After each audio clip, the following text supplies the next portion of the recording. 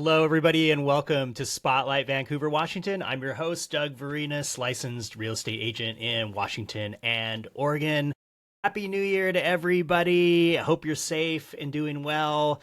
It's just me today, and today I'm going to be doing a little bit of a recap and some predictions for 2025. 2024 was a crazy year for myself and just in general. The real estate market was very interesting. Nationally, it was pretty slow, historically slow as far as listings and sales go. There was a lot of anxiety about the presidential election. Obviously, inflation was a huge factor and huge topic for everybody. It was just kind of a year of uncertainty, and, we had a lot of stuff going on. In Vancouver, yeah, it was also an interesting market, slower than it has been in the past. Personally, my business did very well. Thank you to everybody out there. And I just want to take a moment to thank everybody for liking and subscribing. If you find any value in this, give it a like, give it a review, give it a follow. I really appreciate it. And if you have any suggestions, people you think would be good to be interviewed on the show, any ideas or thoughts, I would love to hear them. This is definitely a work in progress. So I appreciate all of you out there who have listened and supported along the way, and I'm looking forward to this new year. As I was saying, the real estate market in Vancouver was up and down. It was a little unpredictable. We had about a 3.7 increase in real estate prices for the year. Now, I had done a short predictions video for 2024, and one of my predictions was that the real estate market would appreciate roughly 5%. So I was a little bit off there. I was a little bit optimistic. And again, that, it's different for every home, every area. Some homes appreciate more or less than others. And some areas appreciate more or less than others. But overall, the Clark County area appreciated just under 4%. Another one of my predictions for last year was that rates were not going to come down. I think that was a little unpopular, but it was correct. Stood fast at 6 to 7%, actually probably closer to 6.5 to 7%. All year, actually ticking up into almost the 8% range at one point. We had some phantom hopes of a massive rate cut that never materialized. The Federal Reserve reduced rates, but that didn't impact the mortgage industry. That's frequently what happens. A rate cut does not automatically mean a cut in rates. So that was one of my predictions that actually came true. Another one was that 70s homes were going to be the new mid-centuries. That was just a personal one. Love me a 70s home, and still do. Quality builds, and I just happen to like them. But I'm not sure that was the overall trend in 2024 for everybody. We'll see what happens in 2025.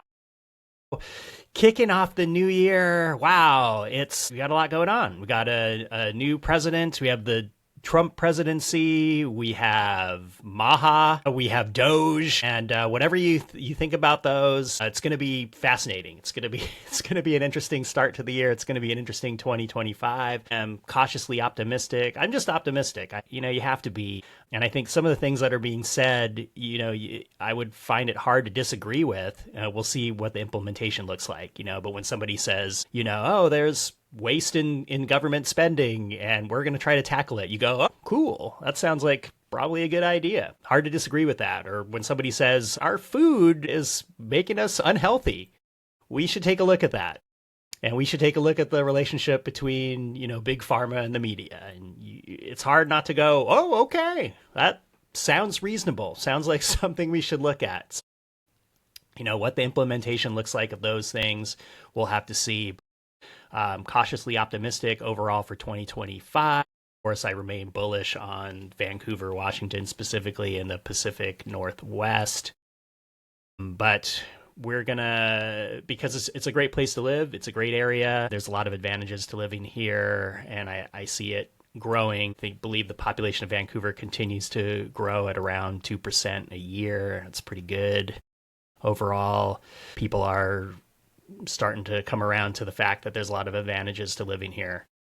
So, some of which I went over in a previous podcast and we'll continue to go over. But I know you're looking for some hot takes for 2025. And one of my first ones is going to be one that I didn't think I was going to say because I came very close to doing a video that was going to be very clickbaity about Portland and how it was over. Portland was done. And it was such the low-hanging fruit during the pandemic and even recently to pick on Portland and to proclaim the demise of Portland, and it's not a great place to live. And I did this whole video. It was pretty clickbaity, and I think the thumbnail was going to be like explosions in the background and rioters and fentanyl zombies and just all this kind of stuff. And I talked to my wife about it. I said, I don't know if this is a great thing to publish, and she's like, yeah, I'm not sure. It just seems kind of negative and kicking somebody when they're down, and I've lived in Portland. I lived for quite a while, over a decade. I lived in Portland and, loved the city. I loved my time there. And so I didn't publish the video, but my first prediction of 2025 is going to be Portland is back. Portland is taking the steps to become more livable and becoming the city that I think that it could be in reaching its potential, because it really took some hits there when they decriminalized all drug possession and use, and it got to be just open air drug market and trash can fires, and it was the stuff that you saw on TV. It was a tumultuous time, and I think they've taken steps to deal with that and deal with that the best they can. And my time spent in Portland, the last couple times I've been there, I get the feeling from the people around and just the environment that it's coming back. It's becoming more livable, because there was a time where it just wasn't. So one of my hot takes for 2025 is that Portland is gonna come back. It's a big city. They have a lot going on. There's a lot of opportunity there. It's not where I choose to live, and it's not right for everybody, but it's on the comeback, and I believe they're taking steps to make it more livable. Another prediction for 2025 is, maybe this is not exciting, but it's going to be Trump versus Jerome Powell in a rate battle for the ages. And there's nothing that the incoming administration would like better than to have interest rates come down for homes and kind of juice the economy. Federal Reserve Chair Jerome Powell has stated, they're not going to succumb to pressure. And so I think you're going to have this stalemate. We're still going to be in that 6 to 7% rate range for people, and that's just gonna be how it is. And I think people are beginning to adjust to that new rate environment. Again, I recommend, rather than focusing on that or waiting for rates to come down, that you focus on your financial situation and where you're at in that process. Reach out to a loan officer you trust, reach out to a real estate agent you trust, and get the information you need to make a decision. I think it's a person-by-person decision, but I don't think rates are going anywhere in 2025. We're going to be hovering along in that range, barring some unforeseen event. My next prediction for 2025 in regards to real estate is it's going to be small houses are going to be in demand and larger houses are going to be in demand. So we've seen a further relaxing of zoning for ADUs, accessory dwelling units, and detached ADUs, and specifically these cottages that are coming on the scene that can be up to 1,000 feet, and they can be freestanding homes. Again, this is depending on zoning and the size of your lot, etc. There's other factors, but conceivably you can put at least one cottage, basically it's almost a freestanding home up to 1,000 square feet on your property. And I think we're going to see those popping up more than we have in the past. They haven't quite caught fire yet, but I think people are going to start doing those either as rental income or to put family members in, or, we could see some people with bigger lots subdividing and kind of selling off those smaller homes on smaller lots. You're already seeing this with new construction with like the 3,000 square foot lot and a smaller home on that. And I think for first time home buyers, that's going to be attractive. On the other hand, I think we're going to see the multifamily trend start to take off again. Again, these are just my predictions, but I'm seeing kind of two kinds of scenarios. One, it's like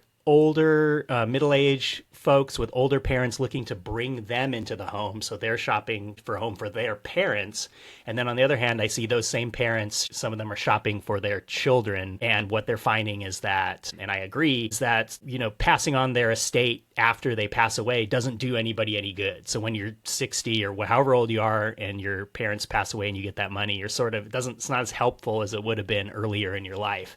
And so I'm seeing more people plan their estate around, gifting, purchasing a home, putting it in a trust, and sort of having that set up for their children already when they're, in their late 20s, early 30s, earlier in life to kind of help them along. And they're looking to kind of cohabitate in that situation as well. So they're looking out for their own future care while at the same time setting their children up for success as far as owning a home. So I think you're going to see that a lot more. I haven't quite seen that to the degree, but some of the buyers that I deal with are these sorts of people. So multi-generation starting to heat up. So those are kind of my general hot takes and predictions for 2025. I would expect home prices to continue to increase. Again, not to the, nothing COVID related. So I wouldn't be surprised with another 3 to 5% increase this year.